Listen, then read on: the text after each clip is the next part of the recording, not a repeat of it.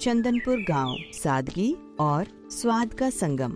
यहाँ के लोग खाने के इतने शौकीन थे कि शाम होते ही पूरा गांव चटपटी खुशबू से महक उठता था। इसी गांव में रहती थी एक बुजुर्ग पार्वती, अम्मा सफेद बाल और झुर्रियों भरा चेहरा, पर दिल बिल्कुल सोने जैसा।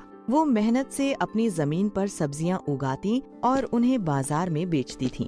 पर किसी को खबर नहीं थी कि यही साधारण सब्जियां जल्द ही एक माँ बेटे की किस्मत बदलने वाली हैं। ओ मेरी गोवी रानी, आज थोड़ा मुस्कुरा दे, तभी तो ग्राहक तुझे देखते ही अपनी थैली खोलेगा। अम्मा, सारा दिन सब्जियों से बातें करोगी तो लोग आपको पागल समझेंगे, पर आपके टमाटरों की चटनी का कोई जवाब नहीं। अगली सुबह बाजार में ग्राहकों की भीड़ लगी थी। तभी एक कंजूस ग्राहक अम्मा की दुकान पर मोल भाव करने आ पहुंचा।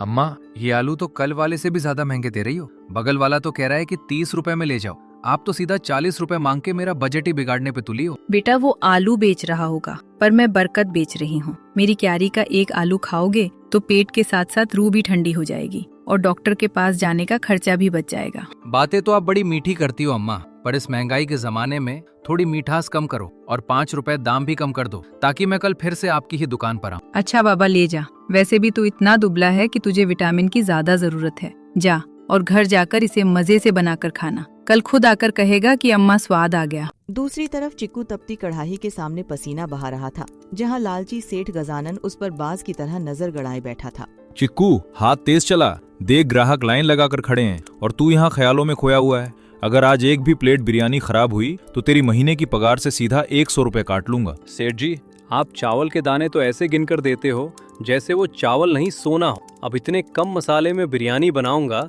तो स्वाद कहाँ से लाऊंगा? कभी तो अपना दिल बड़ा कीजिए। ज्यादा जुबान मत लड़ा। तुझे रहने को छत दी और 2 वक्त की रोटी दी, ये क्या कम है? भूल गया जब तू सड़कों पर भटक रहा था तब मैंने ही तुझे सहारा देकर इंसान बनाया था। सहारा दिया या मुझे अपना गुलाम बना लिया, ये तो भगवान ही जानता है सेठ जी। बस मेरा वो काम कर दीजिए जिसका आपने वादा किया था, फिर मैं आपके पास एक पल भी नहीं रुकूंगा। शाम होते ही जब सेठ गजानन कमाई के पैसे समेटकर घर के लिए निकलता है, तभी चिक्कू का दोस्त भोला दबे पांव उसके पास आता है। चिक्कू भाई, सारा दिन इस तपती कढ़ाई के सामने खुद को क्यों जलाते हो? तुम तो इतने हुनरमंद हो कि अपना खुद का काम शुरू कर सकते हो, फिर इस कंजूस सेठ की गालियां क्यों सुनते हो? भोला, ये बात सिर्फ काम की नहीं है। इस टूटी हुई चाबी और सेठ के पास बंद उस संदूक की है जिसमें मेरी माँ की आखिरी निशानी और मेरी असली पहचान का पता छिपा हुआ है। लेकिन भाई, ये सेठ तो महालालची है, वो तुझे कभी आजाद नहीं करेगा। क्या पता उसने तुझे माँ का लालच देकर बस अपनी दुकान चलाने के लिए यहाँ कैद कर रखा हो। मुझे भी कभी कभी यही लगता है, पर बिना उस सच को जाने मैं यहाँ से जा भी नहीं सकता। जिस दिन वो सच मेरे हाथ लग गया, उस दिन इस गांव में मेरा अपना एक नया सवेरा होगा। शाम ढलने को थी, बाजार खाली हो रहा था, पर अम्मा की टोकरी अभी भी भरी हुई थी। तभी वहाँ से गुजरता एक राहगीर उन्हें अजीब सलाह दे बैठता है। आज तो आधा दिन ढल गया, पर ये टोकरी अभी भी भरी हुई है। कल तक ये सब्जियां कुम्हला जाएंगी और मैं खराब सामान किसी के गले नहीं मर सकती, चाहे मुझे नुकसान ही क्यों न हो जाए। अम्मा, आप इतनी भोली क्यों बनती हो?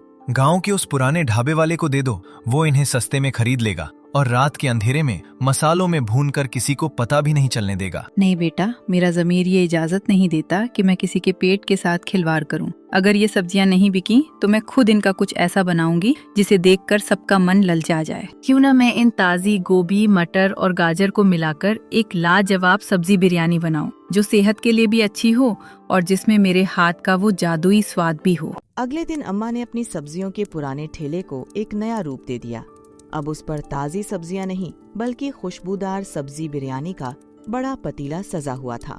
आओ भाई आओ, चंदनपुर की सबसे अनोखी और मसालेदार सब्जी बिरयानी खाओ।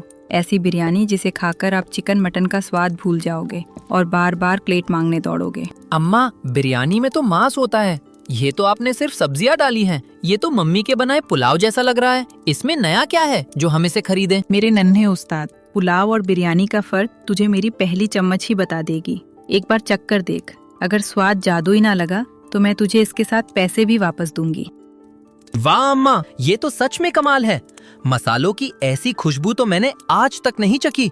जल्दी से एक प्लेट पैक कर दो, मैं अपनी माँ को भी ये जादू चखाना चाहता हूँ। अम्मा की सब्जी बिरयानी की चर्चा पूरे गांव में फैल गई, जिससे चिक्कू का धंधा ठंडा पड़ गया।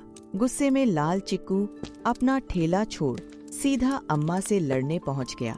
ए बुढ़िया, ये क्या नया नाटक शुरू किया है तुमने? मेरे चिकन बिरयानी के ठेले के सामने ये सब्जियों का कचरा बेचकर तुमने मेरा सारा धंधा चौपट कर दिया है। इसे अभी यहाँ से हटा लो। बेटा, गुस्सा सेहत के लिए अच्छा नहीं होता। दुनिया बहुत बड़ी है और सबका अपना अपना स्वाद होता है। मैंने तेरा क्या बिगाड़ा जो तू मुझ पर इस तरह चिल्ला रहा है? क्या बिगाड़ा है? कल तक जो ग्राहक मेरे पास आते थे वो आज तुम्हारी इस घास फूस वाली बिरयानी के पीछे भाग रहे हैं। अगर कल तुम यहाँ दिखी तो तुम्हारा ये पतीला उठाकर नाले में फेंक दूंगा। इतनी नफरत लेके कहाँ जाओगे बेटा? तेरी आंखों में गुस्सा तो है पर दिल कहीं ना कहीं बहुत दुखी लगता है। खैर, मैं कल यहाँ नहीं आऊंगी ताकि तुझे चैन मिल सके।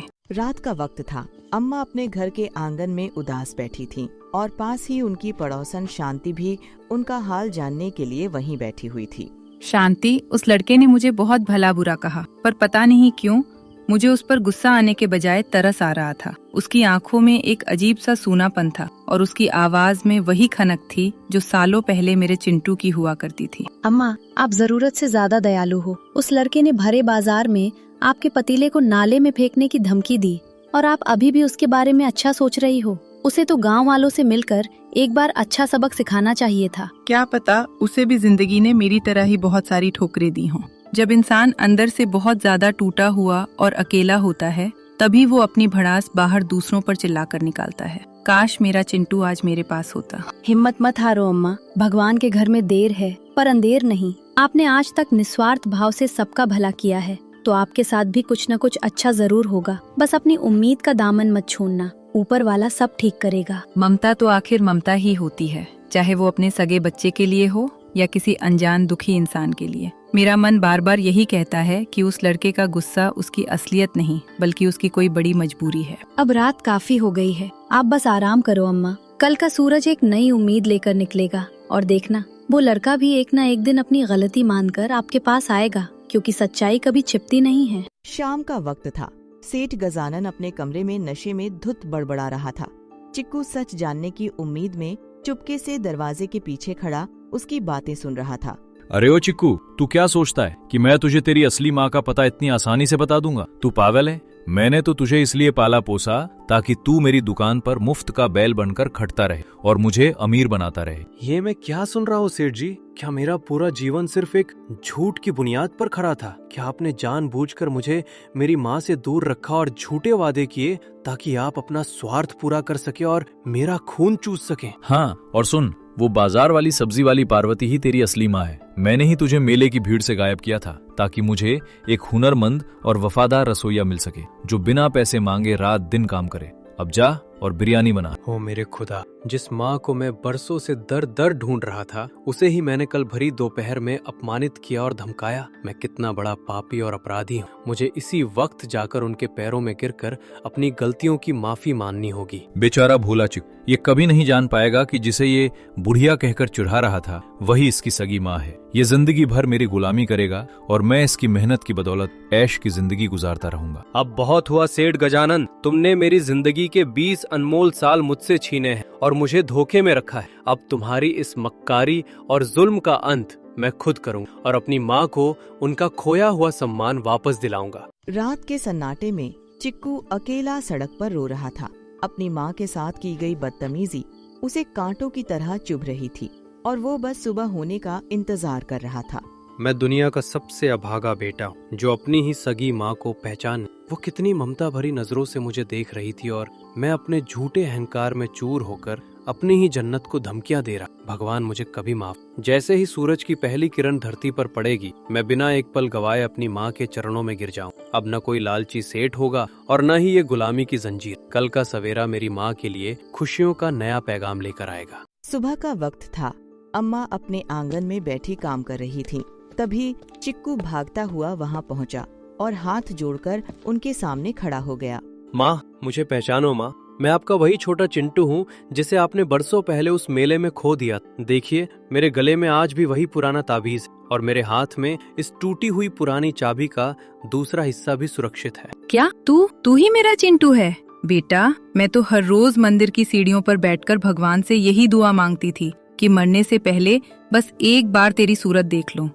क्या सच में मेरी बरसों की तपस्या पूरी हो गई और मेरा लाल वापस आ गया। हाँ माँ, मुझे अपने पैरों में जगह दे दो और माफ कर दो। मैंने कल आपको पहचाने बिना बहुत बुरा भला कहा और नीचा दिखाया। मैं उस पापी सेठ की झूठी बातों में आकर अंधा हो गया था, पर अब मैं आपको कभी अकेला नहीं छोड़ूंगा। अरे रो मत मेरे बच्चे, एक माँ अपने बच्चे की कड़वी बातों का कभी बुरा नहीं मानती। आज मेरा सूना घर और मेरा उजाड़ आंगन दोनों खुशियों से भर गए हैं। अब हमें किसी कंजूस सेठ या किसी की गुलामी करने की कोई जरूरत नहीं है। माँ, अब हम साथ मिलकर अपना खुद का काम शुरू करें। आपकी वो मशहूर सब्जी बिरयानी अब मेरी सबसे बड़ी पहचान होगी और मैं पूरी दुनिया को गर्व से बताऊंगा कि मेरी माँ के हाथों में ही दुनिया का सबसे बड़ा जादू छिपा है। मेरे बच्चे, तू जो आज मुझे मिल गया तो समझो मुझे दुनिया की सारी कायनात और दौलत मिल गई। अब हम अपनी ईमानदारी और मेहनत से इस गाँव में एक नया मुकाम बनाएंगे और कभी भी एक दूसरे की नजरों से दूर नहीं होंगे। मुखिया जी के घर पर पंचायत बैठी थी।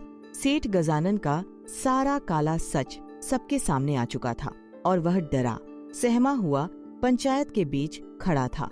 अरे मुखिया जी, ये सब क्या हो रहा है? मैंने तो बस चिक्कू को काम सिखाया और उसे सहारा दिया। इसमें मेरा क्या कसूर है जो आप सब मुझे इस तरह मुजरिमों की तरह देख रहे हैं? ओ लालची सेठ, अपनी सफाई देना बंद कर। तूने एक बेबस माँ को उसके लाल से 20 साल तक जुदा रखा और चिक्कू से मुफ्त में गुलामी कराई। अब तुझे अपनी इस मक्कारी की सजा भुगतनी ही होगी। सेठ जी, अब आप हमारी नई दुकान पर मालिक बनकर नहीं बल्कि सब्जियां काटने वाले मजदूर बनकर आएंगे। तभी आपको एहसास होगा कि पसीने की मेहनत और ईमानदारी की कमाई का असली मोल क्या होता है। अरे नहीं चिक्कू बेटा, मुझे तो सब्जियां काटना बिल्कुल नहीं आता। मेरी नाजुक उंगलियां कट जाएंगी। मुझे माफ कर दो। मैं अपनी सारी दुकान और जमा पूंजी तुम्हारे नाम कर दूंगा। बस मुझे छोड़ दो। देखा बेटा, इस सब्जी बिरयानी के स्वाद ने ही मुझे मेरा खोया हुआ लाल वापस दिला दिया। आज मेरा बरसों का इंतजार खत्म हुआ। अब मुझे दुनिया की और कोई दौलत नहीं चाहिए। हाँ माँ, अब हम साथ मिलकर अपना काम करेंगे। अब आपकी आंखों में कभी आंसू नहीं आएंगे और मैं पूरी दुनिया को बताऊंगा कि मेरी माँ के हाथों में ही सबसे बड़ा जादू